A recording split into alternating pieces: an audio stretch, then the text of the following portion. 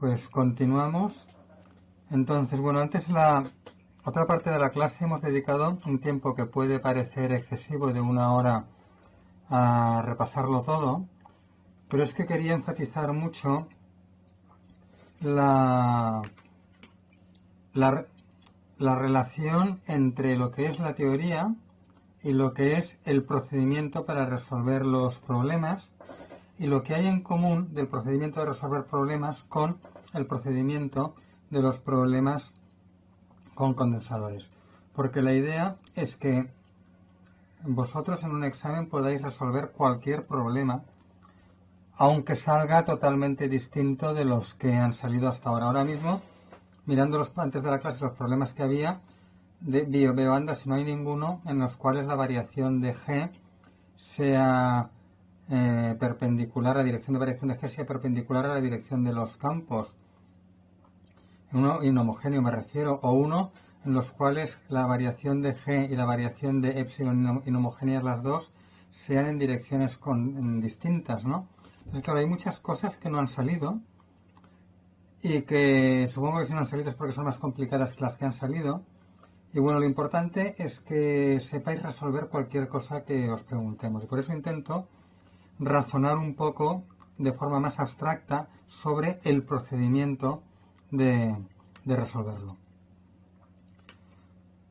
Y también insistiendo mucho en la relación con otras cosas, porque fijaos que el electromagnetismo, aunque aparentemente este curso es un curso muy largo, como os decía al principio el primer día, con muchos capítulos y con muchísimos problemas distintos, en realidad no hay tantas cosas distintas, porque hay muchas cosas que reaparecen, muchos conceptos que reaparecen, pero aplicados a otro contexto diferente, eléctrico-magnético o material dieléctrico, material con conductividad.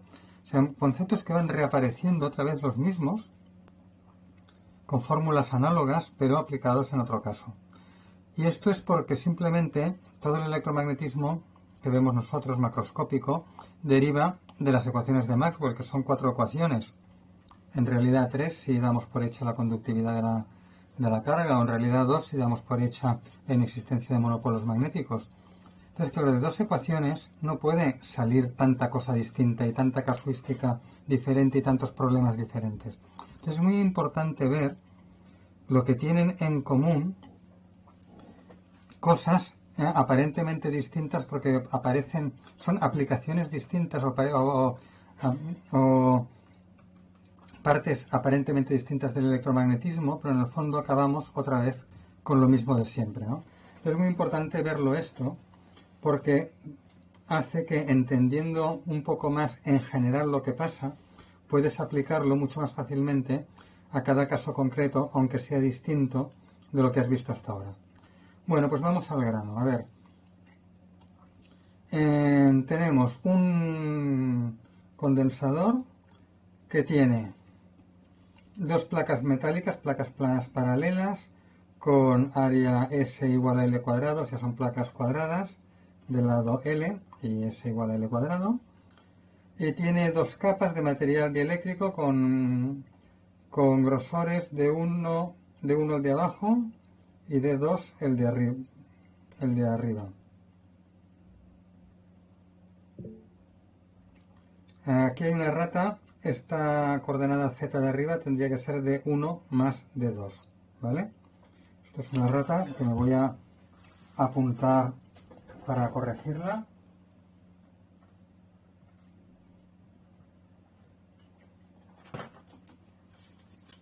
Vale, los grosores son de 1 y de 2. Entonces también tenemos unas epsilon relativas, epsilon R1, epsilon R2, y 2 conductividades distintas, G1, G2. Este sería el caso típico de un material dieléctrico real, en el cual el dieléctrico no es un aislante perfecto, cosa que es imposible, sino que tiene una pequeña conductividad, ¿no? De cara a la solución del problema, no supondremos que la conductividad es pequeña, sino que puede tomar cualquier valor. Entonces, la batería conectada a las placas pues tiene una diferencia potencial V entre ellas, bla bla bla. Vale, entonces me pide que calcule las cosas en función de V y de los parámetros del material y la geometría. Me piden campo eléctrico entre las placas. Bueno, a ver, si fuera un condensador, empezamos con esto suponiendo que no hay efectos de borde y por tanto que el campo va a ser paralelo. Pero es que además sabemos que si la conductividad es distinta de cero, entonces divergencia de J es igual a cero siempre. Bueno, esto siempre, pero quiero decir, entonces esto de aquí implica campo paralelo a las paredes, fijo. Entonces, la suposición que hacemos en un condensador de que no hay efectos de borde y que va a ser el campo paralelo, en este caso perpendicular a las placas y tal, campo eléctrico perpendicular a las placas, en este caso va a ser cierto seguro por el hecho de que hay conductividad distinta de cero. Entonces, al final, la condición de contorno que nos aplica para campo eléctrico y corriente, la J también, como J es G por E, pues la J también es perpendicular, es que la divergencia de J igual a 0 implica conductividad de componentes normales, por tanto J1 y J2 son iguales porque son completamente normales a la interfaz. Entonces son iguales, la llamaremos J0 al valor de ambas, le ponemos signo negativo porque va hacia abajo. Va hacia abajo porque lo que nos dice en el enunciado es que el potencial de la placa de arriba es más alto que el de la placa de abajo. Por tanto, si el potencial mayor está arriba, el campo eléctrico va de arriba a abajo, la J también, porque J es G por E, y por tanto, si el eje Z va hacia arriba, pues me queda campo y corriente con signo negativo. Bueno, llevamos J sub 0 a la corriente, el campo será la corriente partida por G en los dos materiales, G1 o G2. El potencial lo obtenemos integrando el campo eléctrico, que como es constante, pues es campo eléctrico por el grosor de cada capa. Y entonces en cada capa hay que ponerle el campo eléctrico que le toca, que es J sub 0 partido por G. Campo eléctrico que le toca sería esto, J sub 0 partido por G, ¿no? De aquí. Y lo mismo en el otro lado. Bueno, pues así obtenemos la relación entre V y J sub 0. Esta relación entre V y J sub 0 me permite sustituir J sub 0 en todas las partes donde salga para tener las expresiones en función de V, que es lo que me pedían en el enunciado. Entonces lo malo es que las expresiones en función de V me quedan muy largas y engorrosas, pero bueno, ya que es lo que me piden en el enunciado, pues lo ponemos así. Ya tengo el campo en los dos lados. Es sub 1 en la capa de abajo y es sub 2 en la capa de abajo y es sub 2 en la capa de arriba. Entonces me piden todas las cargas, libres, ligadas, totales, etc. Por ejemplo, para la carga libre utilizo el vector D. El vector D sabéis que es epsilon por E, donde recordad que yo llamo epsilon sub 0, epsilon sub R. Aquí lo tenemos. Lo de epsilon igual a epsilon sub 0, epsilon sub R. Y entonces, pues teniendo en cuenta el valor de E, que es menos J partido por G, con la G que le toca en cada medio, pues me salen estas expresiones para D. Fijaos que aquí, para simplificar la notación, utilizamos J sub 0, que es como quedan cortas las fórmulas. En el enunciado me decían que lo calcule todo en función de V. Bueno, pues lo calculo todo en función de J sub 0, que es como queda corto. Y luego, al final puedo poner de coletilla donde J sub 0 es igual a... donde J sub 0 es igual a esto de aquí arriba, y así me queda en función de V. ¿vale? Entonces,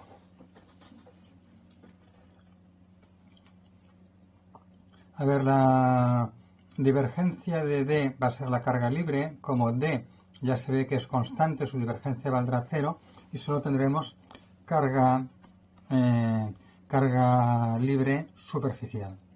La carga libre superficial, teniendo en cuenta esto, que la divergencia de D es la carga libre, pues la carga libre superficial será, recordad la fórmula completa de la condición de contorno, n sub 2 por D2 más n sub 1 por D1, todo esto evaluado en la superficie, aunque aquí he olvidado poner la barra sub S evaluada en la superficie, ya se sobreentiende que todo esto está evaluado en la superficie. Y entonces aquí utilizamos el hecho de que n1 es igual a menos n2 y me queda la fórmula de abajo. La fórmula de abajo, recordad, es n por d en un lado menos d en el otro lado. ¿En qué lado la d lleva signo positivo y en qué otro lado la d lleva signo negativo? Pues la d lleva signo positivo en el lado donde utilizo la n. Es decir, si yo utilizo n2 que he sacado factor común, la d positiva es la de n2 y la d negativa es la del lado contrario porque n1 era menos n2, ¿vale? Entonces siempre utilizaremos normalmente la fórmula que utilizaremos siempre, esto lo he dicho con detalle para D, pero es lo mismo para el campo eléctrico y para el vector polarización, o sea, para calcular las tres cargas es lo mismo.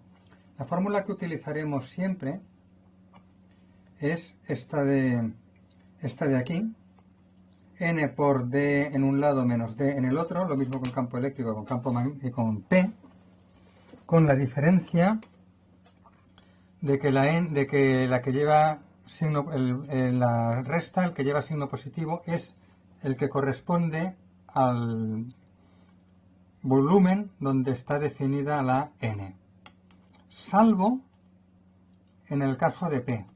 En el caso de P hay un signo menos. En el caso de P hay un signo menos, con la carga ligada. Entonces este signo menos en la P, claro, es un signo menos que va a parar dentro del paréntesis, entonces se cambian cambian de signo los dos términos y la n corresponderá al lado del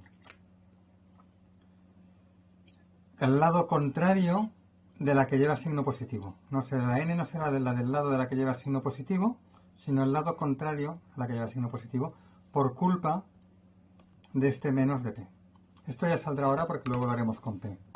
Entonces, ahora ya vamos rápido porque ya tenemos claro la forma de aplicar todo esto. En la placa de arriba, tomando la n hacia el volumen 2, el D al otro lado de esta interfaz vale 0 porque es un conductor. Hemos dicho que las placas son conductor eléctrico perfecto, entonces solamente me queda aquí D sub 2. Y bueno, tengo directamente esta carga libre, teniendo en cuenta que n, fijaos que n apunta hacia abajo, n es menos z, entonces teniendo en cuenta el valor de d que llevaba un signo menos, se cancelan los menos, y obtengo este valor de la carga libre superficial en la placa de arriba. Interface de en medio, pues bueno, si ahora tomo n hacia arriba, n sub 2 igual a z, entonces aquí el que lleva signo positivo es d sub 2, que es este, y el que lleva signo cambiado es d sub 1, que es este, y recordad que las d's tenían ya originalmente signos negativos, y me sale esto de aquí. Y esto será la carga libre en el interfaz entre los dos dieléctricos. Son dieléctricos con conductividad. Placa de abajo, pues lo mismo que la placa de arriba, pero ahora cambiando el signo de la n. Fijaos que ahora la n va hacia arriba y sabiendo que aquí lo que tenemos es de sub 1 y no de sub 2, ¿no? Lo mismo. Carga ligada, pues lo mismo que teníamos antes, pero con la P. Y ojo con este signo menos. Entonces calculamos la P como epsilon sub 0 susceptibilidad, que es epsilon sub R menos 1 por el campo eléctrico. El campo eléctrico sabemos cuánto vale, multiplicamos por epsilon sub 0, epsilon sub R menos 1, la que le toque para cada placa. Entonces, en el volumen, como P es constante, lo vemos aquí que P es constante, divergencia 0, carga ligada volumétrica 0. En las interfaces, a ver, placas de arriba y de abajo, acordaos que por culpa del signo menos este de aquí, se toma la normal del lado contrario a donde está definida la P positiva. Entonces, bueno, pues aquí tomaríamos la normal n hacia arriba para la placa de arriba y la normal n hacia abajo para la placa de abajo, y multiplicamos por la P sub 2, que aquí sería la P sub 2 en el medio de arriba y la P sub 1 en el medio de abajo. Y luego lo importante es para el interfaz del medio. Para la interfaz del medio, recordad que tenemos n por P sub 2 menos P sub 1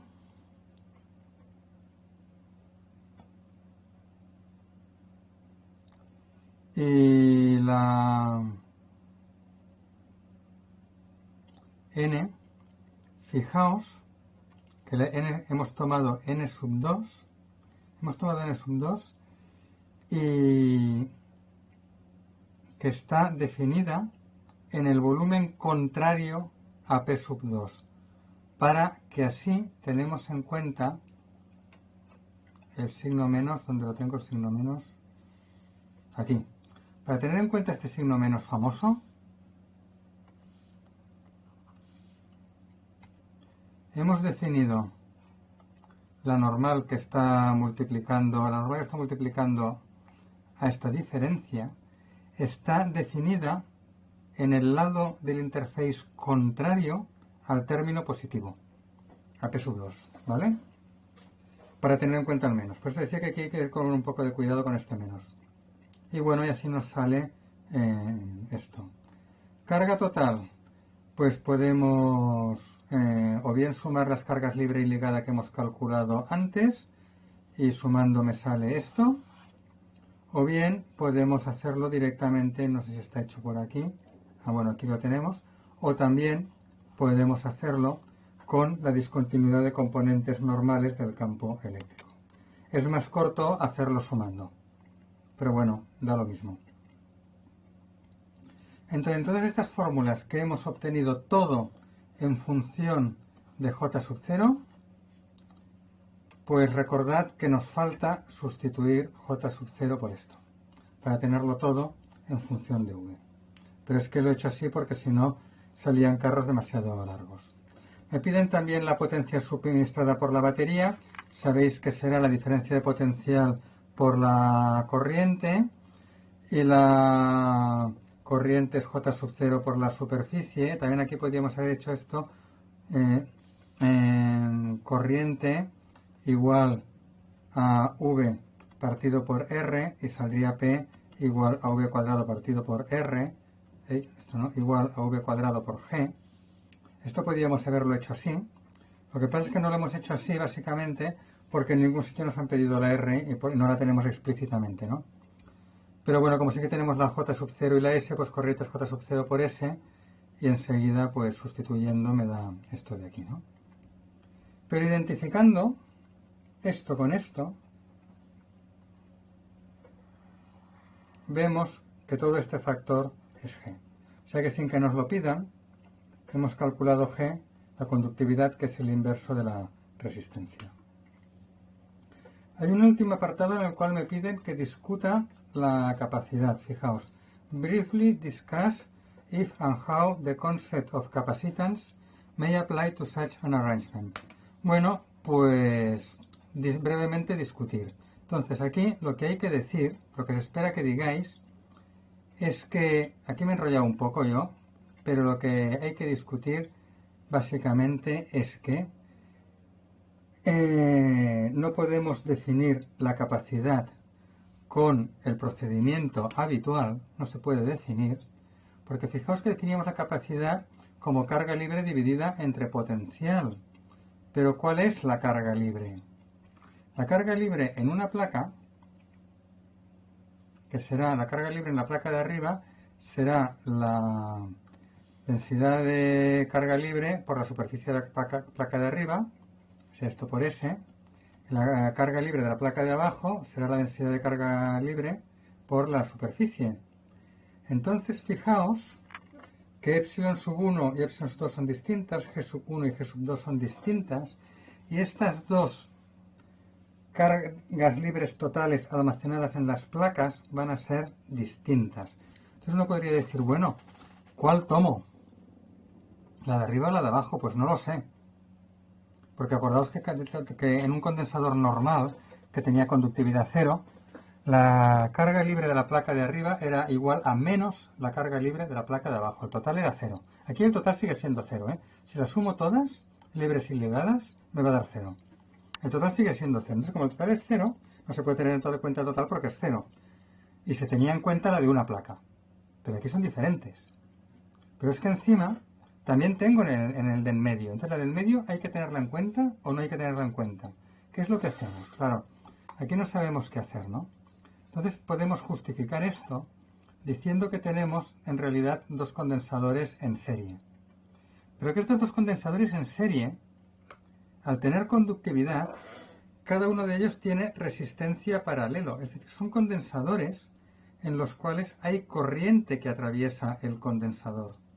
Entonces, como hay corriente que atraviesa el condensador, hay una acumulación de carga aquí en medio, distinta de cero. O sea, hay carga que atraviesa. Fijaos que cuando si fueran condensadores normales, sin conductividad, y yo los conecto así, en condensadores normales que equivalen a un condensador serie, con la capacidad serie, la capacidad de un condensador serie, sabéis que sería esta de aquí. Pues en un condensador serie, lo que sucede es que automáticamente se cancelan las cargas libres. A ver, vamos a cambiar de letra, de color. Las cargas libres de estas dos placas, Q sub F, se cancelan y me da cero. Porque no atraviesa corriente por aquí. La corriente atraviesa en forma de corriente de desplazamiento que ya veremos más adelante en electrodinámica, cuando hay variación temporal. Pero el caso es que aquí hay carga, hay corriente, hay carga libre cero. Y la fórmula el hecho de que haya carga libre cero y que por tanto la carga que hay en la placa de la izquierda, del condensador de la izquierda, es igual a menos la que hay en la placa de la derecha, condensador de la derecha, es la que utilizamos para calcular la capacidad total. Entonces, todo lo que utilizamos para el caso tradicional que no tiene conductividad, todo esto ya no sirve, porque ahora tenemos carga en medio. Tenemos carga en medio, que es la carga esta, que nos total, pues la libre. Tenemos carga libre en medio, que es la carga esta que nos ha salido. Tenemos carga libre aquí en medio. Entonces, claro, ¿cómo definimos la capacidad? Es que no tenemos un concepto para definir la capacidad como carga dividido entre potencial, porque la carga está en todas partes, y además es distinta en todas partes, y no sabemos cuál tomar. Entonces, básicamente, esto es lo que se esperaba que dijerais en el problema. De hecho, en la práctica se puede definir una capacidad. No me sirven las fórmulas tradicionales de capacidad de carga dividido entre potencial, pero se puede definir una capacidad utilizando este concepto. Yo sé que la energía eléctrica de un condensador es un medio de la capacidad por V cuadrado. Recordad que esto era un medio de carga almacenada por tensión, que se deducía directamente de esta fórmula. y que teniendo en cuenta que la carga es capacidad por diferencia de potencial, pues me queda CV cuadrado, ¿no? Entonces yo tengo una fórmula para la energía almacenada en función de la capacidad.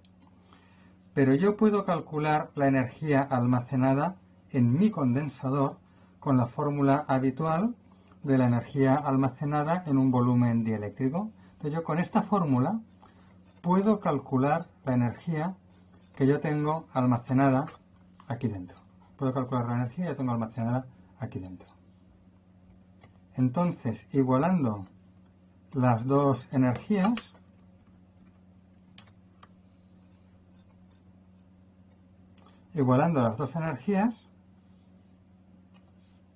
yo puedo despejar la capacidad. Entonces, a título de curiosidad, o sea, esto es extra, esto no os lo vamos a pedir, esto es extra, pero nos lo vamos a pedir. A título de curiosidad me he tomado el trabajo de calcularlo.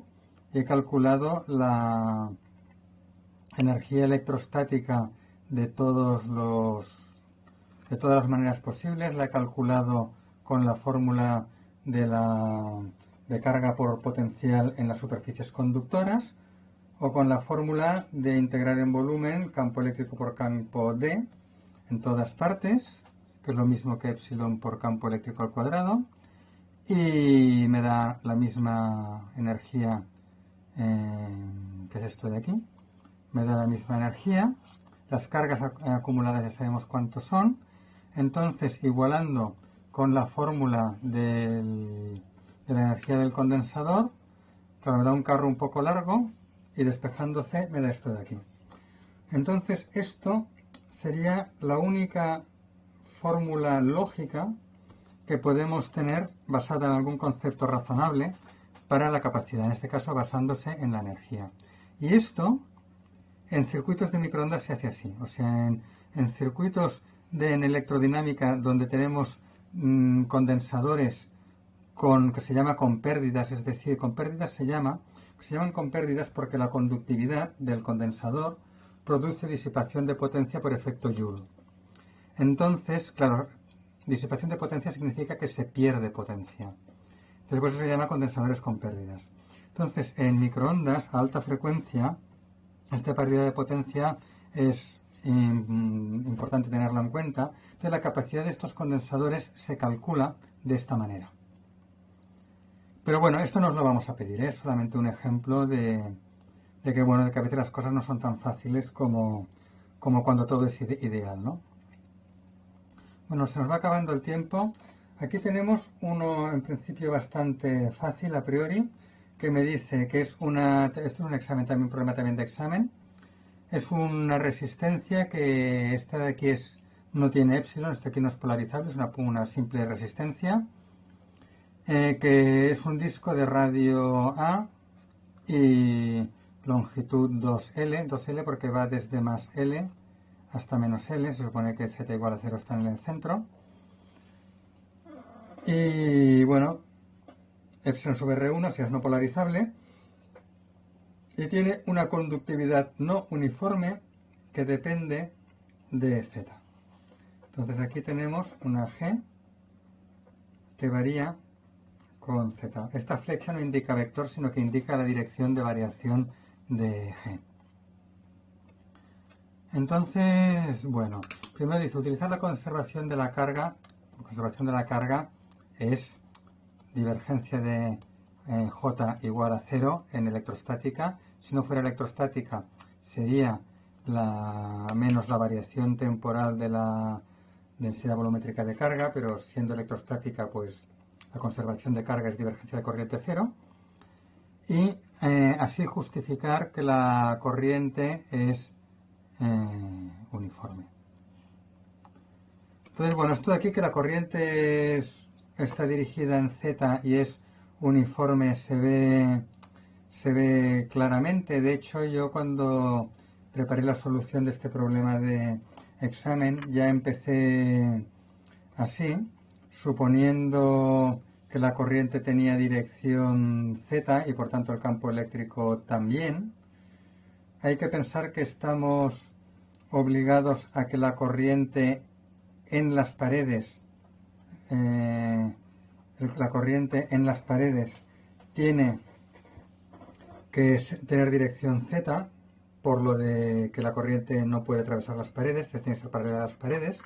También estamos y hay que recordar que campo eléctrico y corriente son paralelos, ¿eh? Como G es escalar, no es vector, corriente y campo eléctrico son paralelos siempre. Entonces también sabemos que el campo eléctrico en las tapas tiene dirección Z, porque como es conductor, el campo eléctrico siempre es perpendicular al conductor, no puede tener componente tangencial. Entonces, además, la divergencia de J es cero en todas partes. Entonces, bueno, ya se ve que tienen que tener la dirección Z. De hecho, en la página anterior, como alguien me preguntó por correo electrónico y tal, pues en la página anterior he puesto un poco de justificación extra de que la corriente tiene que tener dirección Z. Pero bueno, ya se ve por intuición y por sentido común y por la simetría del problema, ya se ve mucho. Pero bueno, por si acaso he puesto unos comentarios adicionales en la página anterior que alguien se puede mirar. Si queréis os lo podéis mirar. Pero entonces aquí partimos de la base de que la corriente tiene dirección Z. No puede tener variación en phi, o sea, variación en phi no puede tener por la simetría. O sea, por la simetría que hay, no hay nada que tenga variación en phi. Todo es constante en phi y por tanto no podemos tener variación en phi. Esto es imposible por simetría.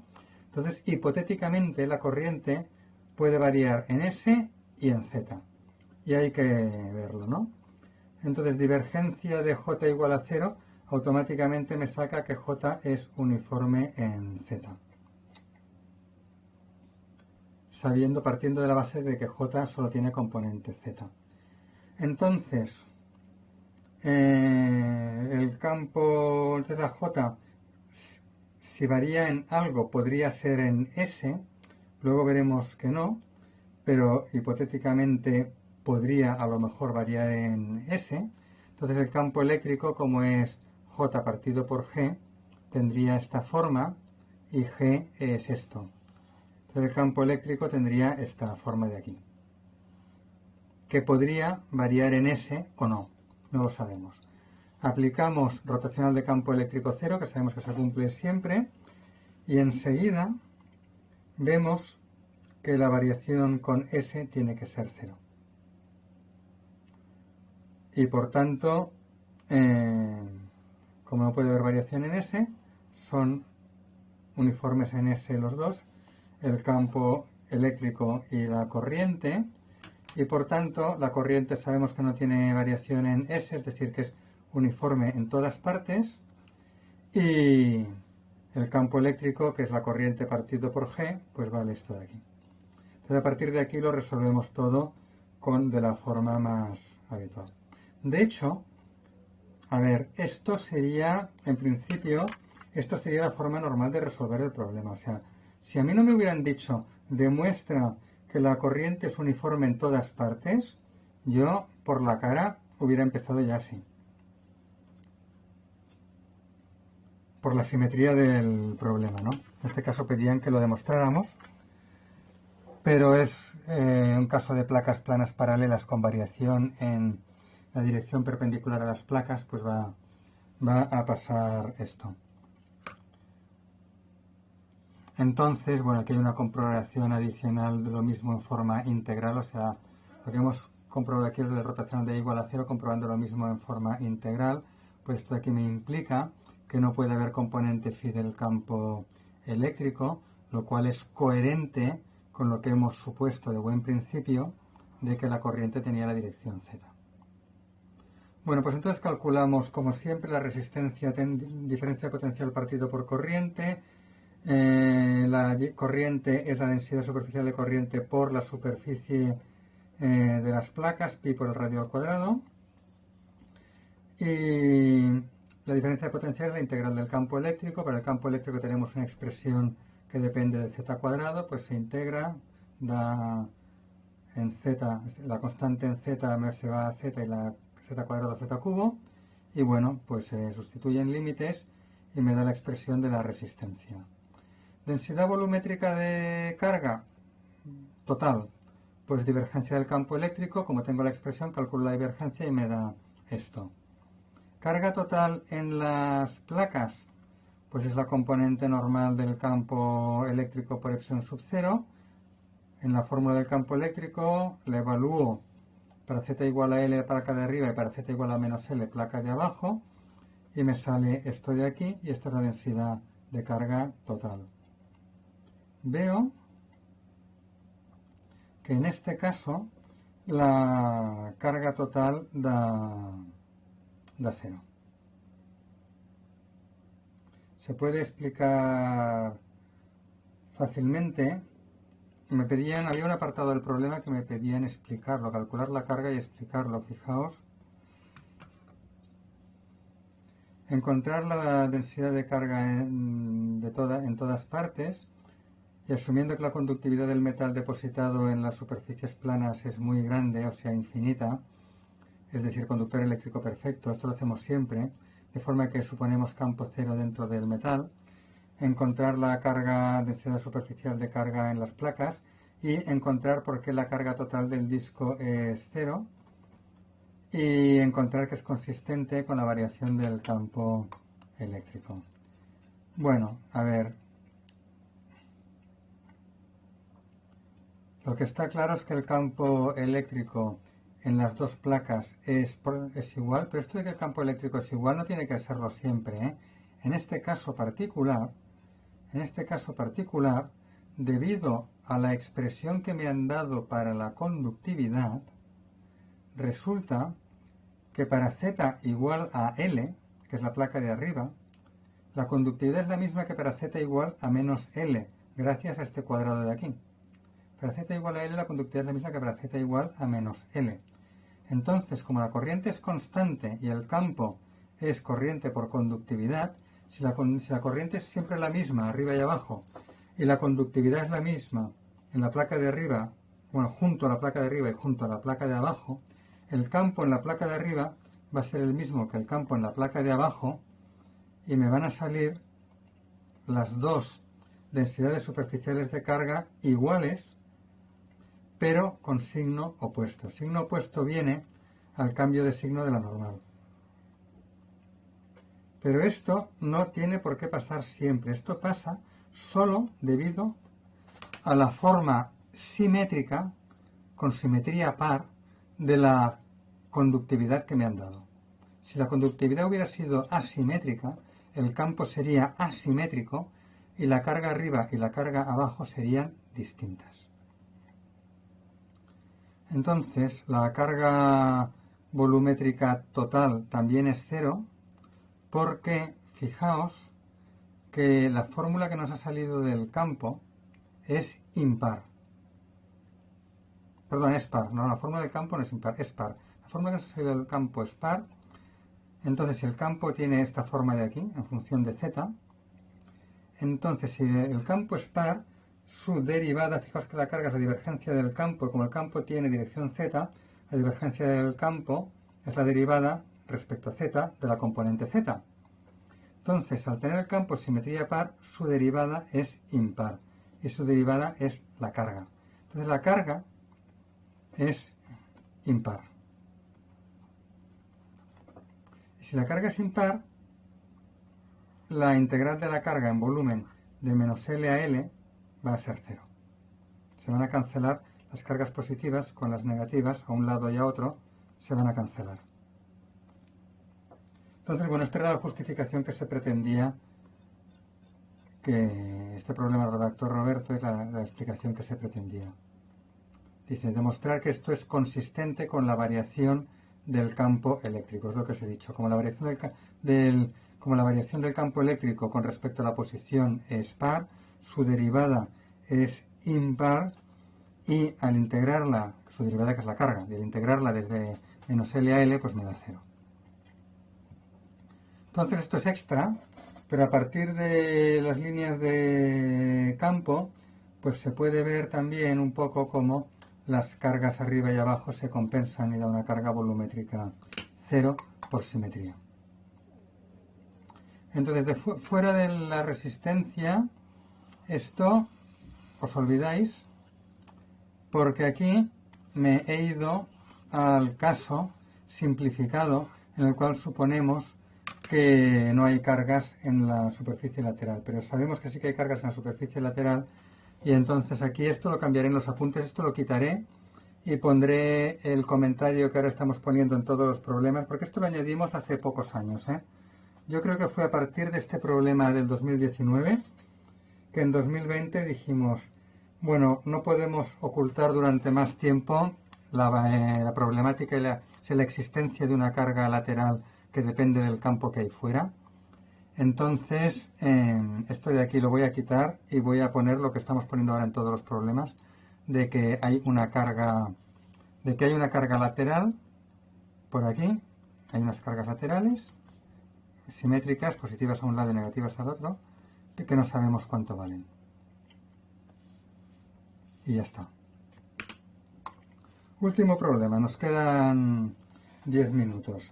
A ver, este es un problema de conductividad inhomogénea que depende de X, donde X es la dirección de J. Entonces esto es el mismo problema que teníamos antes, y fijaos que aquí, como no nos pide que justifiquemos que la J es uniforme y tal, ya empezamos directamente por la cara, suponiendo que la J es uniforme. Bueno, a partir de aquí es constante en X.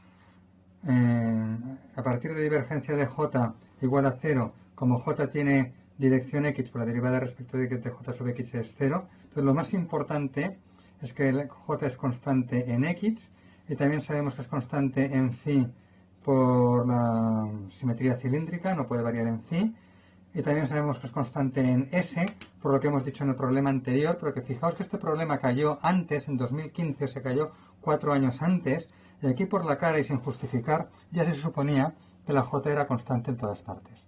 Y sabiendo que la J es constante, pues bueno, calculamos directamente, aplicamos directamente lo de siempre, J igual a G por el campo eléctrico. Entonces el campo eléctrico, la diferencia de potencial es la integral del campo eléctrico. El campo eléctrico es J partido por G, donde sabemos cuánto vale J y cuánto vale G, y calculamos de esta forma el potencial, y como la corriente es J, que es constante por la superficie transversal, pues calculamos la resistencia. Entonces aquí estamos en lo mismo que el problema anterior, pero sin la necesidad de justificar previamente que J es constante, sino que lo hemos supuesto ya de buen principio, que J era constante. Entonces, me piden las cargas en todas partes. Entonces, para las cargas, bueno, tengo calculado el campo eléctrico y como de momento el material no es polarizable, epsilon sub r igual a 1, luego en el siguiente apartado le añadiremos epsilon y polarización, pero de momento no. Entonces, de momento el material no es polarizable, no hay cargas ligadas, perfecto. Entonces la carga libre es la divergencia de D, divergencia de epsilon por E. Como tenemos la expresión de E está por aquí arriba, es esta de aquí, E es J, que es constante, partido por Kx. Pues calculamos la divergencia de E y nos da esto de aquí. Y en los extremos, la carga superficial en los extremos es la componente normal de D y nos da esto. Entonces fijaos que a diferencia del problema anterior, ahora la carga libre en una placa y en la otra son distintas. Son distintas las cargas libres en las dos placas. ¿Por qué? Pues porque dependía de G, y la fórmula de G que nos han dado no tiene las simetrías que tenía la fórmula que nos dieron en el problema anterior. Nos sale distinto, no tenía por qué salir igual. En general es distinto, en general. Y además la densidad volumétrica de carga pues me da esto de aquí. Me da una densidad volumétrica de carga dentro del conductor. Es decir, que dentro del conductor hay carga volumétrica a lo largo, depositada a lo largo de todo el conductor. Entonces, apartado C. Suponer que el material es polarizable, que tiene una epsilon relativa y encima la epsilon relativa es inhomogénea y vale esto de aquí. H positivo, esto es extra, y me dice que encuentre todas las cargas libres, todas las cargas libres, ligadas, totales, etc. Bueno, entonces lo que es muy importante es que es esto de aquí. Esto habría que ponerlo con letras de oro, porque aunque ahora el material sea polarizable, la corriente y el campo siguen siendo los mismos, porque hemos obtenido la corriente y el campo con fórmulas que se cumplen siempre independientemente de cuál sea el valor de epsilon y de si el material es polarizable o no. Hemos obtenido todo esto de divergencia de J igual a 0, de J igual a G por E y de rotacional de E igual a 0. Estas tres ecuaciones fundamentales se cumplirán siempre independientemente de epsilon. Y me van a dar, estas tres ecuaciones me van a dar J y E. Entonces, J y E son los mismos. La resistencia también es la misma, porque fijaos que como el potencial depende solo del campo eléctrico y la corriente depende solo de J, la resistencia es la misma. ¿Qué es lo que cambia? Las cargas. Las cargas sí que cambian. Carga ligada antes no había y ahora sí, porque ahora hay una P. P es epsilon sub 0 por la susceptibilidad, epsilon sub r menos 1 por E. Entonces aquí se sustituye el valor de epsilon sub r, obtenemos P, sacamos la divergencia y me sale una carga ligada. O sea que ahora dentro del material hay carga ligada. No pasa nada, el campo eléctrico sigue siendo el mismo. Entonces, la carga total varía. Fijaos que la carga total es la misma, no, pero varía la carga libre. La carga total es la misma porque la carga total depende de E y E es el mismo. Entonces la carga total sigue siendo la misma e igual a la carga libre que había antes. La carga total es la misma antes y ahora. Entonces, como antes no había carga ligada, antes la carga libre de antes era la misma que la carga total de antes, que es la misma que la carga total de ahora. Entonces, la carga total de ahora es igual a la carga libre de antes. Pero ahora aparece una carga ligada. Entonces, ahora la carga libre varía disminuyendo en el valor de la carga ligada que aparece para que la carga total sea la misma de antes. Entonces, la carga total es la misma de antes. Le podemos poner directamente el valor que hemos obtenido antes porque depende solo del campo eléctrico y el campo eléctrico no ha variado. Entonces, la carga libre actual, la que hay ahora, será la divergencia entre la carga total, que es la misma antes y ahora, y la carga ligada de ahora.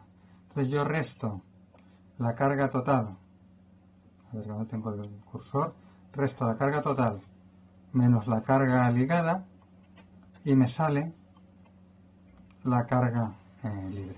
Entonces la carga libre es esto. Yo podría haber obtenido también la carga libre a partir de D. Si yo escribo D igual a epsilon por E y en la epsilon le pongo epsilon sub 0, epsilon relativa, y epsilon relativa en el enunciado me han dicho que era h por x, yo le pongo este valor a D, saco la divergencia y me da esta carga libre. Entonces yo siempre me tenía que cuadrar que carga total es carga ligada más carga libre. Entonces cuando yo tengo dos, la tercera la suelo calcular sumando o restando. Y me ahorro el trabajo de volver a sacar la divergencia para la tercera carga. Para las placas, para los ends, para el final de la resistencia, pues la carga libre es la componente normal de D y D es epsilon por E y bueno, pues lo calculo y me da esto de aquí. D vale epsilon por E sabemos cuánto vale, y bueno, lo calculo y me sale esto. La carga ligada en los extremos es lo mismo, pero con P. La carga ligada, acordaos que se calcula con P. Entonces sabemos que P es epsilon sub R por epsilon. Aquí me he dejado un epsilon sub 0. Me lo voy a apuntar, una nueva rata.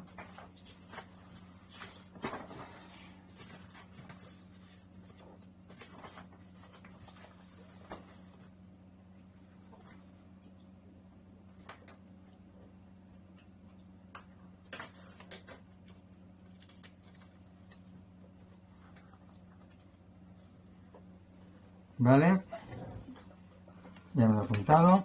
Pues así obtenemos la carga ligada. Entonces podemos comprobar que la carga total dentro del conductor es 0, pero tomando la superficie de Gauss como esto de aquí. Lo voy a ampliar un poquito, a ver si me deja ampliar.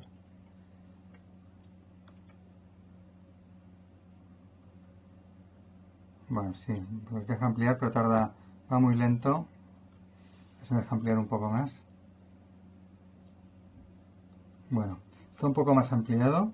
Fijaos que tomando la superficie de Gauss como en la línea roja que he puesto, el flujo del campo eléctrico que atraviesa esta superficie de Gauss es 0. Mirad cómo he tomado la superficie de Gauss. La he tomado por dentro del conductor, donde el campo eléctrico vale 0. Luego la he tomado siguiendo la superficie, pero por la cara de dentro. O sea, la superficie de Gauss me sigue, está en la superficie del conductor, del material, pero por el lado de dentro. Porque yo sé que por el lado de dentro, el campo, vamos a cambiar de color, por el lado de dentro, el campo eléctrico es paralelo a la superficie y no tiene componente normal y por tanto no hay flujo de campo eléctrico hacia afuera. Es importante tomarlo para dentro porque yo voy a tener cargas en la superficie lateral, voy a tener cargas que están fuera, por el lado de fuera. Entonces es importante que estas cargas me queden por fuera, porque por fuera sí que hay campo normal. El campo out sí que tiene componente normal por fuera. Entonces, claro, si yo hubiera tomado la superficie de Gauss por fuera, habría flujo de campo y habría carga. Por eso lo tomo por dentro. Entonces, tomándolo por dentro tiene que dar carga cero. Entonces puedo comprobar haciendo la integral de volumen de las cargas volumétricas y la integral de superficie de las cargas superficiales, puedo comprobar, lo tenéis hecho aquí arriba, que la carga total me da cero.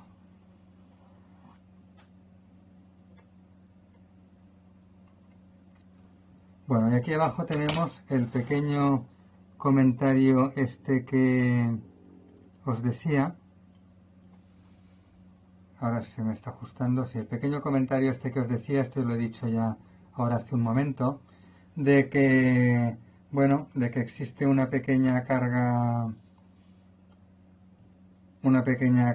por la cara de fuera del conductor que es necesaria para forzar que el campo eléctrico sea paralelo a las superficies laterales del conductor dentro, ¿no? Esto ya ha salido varias veces, yo lo he comentado varias veces, y este es el comentario que en el problema anterior que he dicho que quitaría lo que había y pondría esto, pues seguramente era un recorte y pega directamente al problema anterior. Bueno, pues con esto terminamos los problemas de estas cosas, son las 5 en punto. ¿Tenéis alguna pregunta?